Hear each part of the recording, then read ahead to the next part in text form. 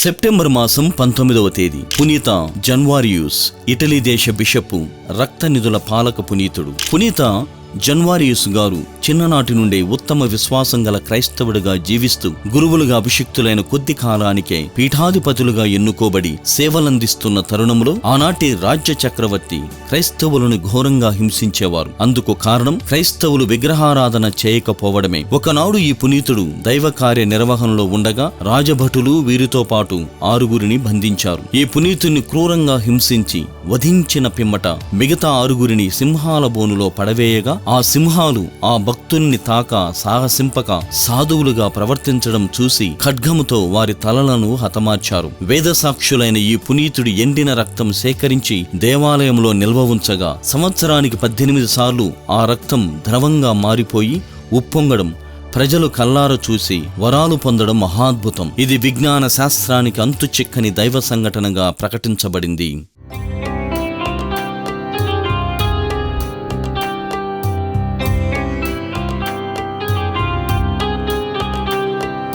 పునీత జన్వారియూస్ గారా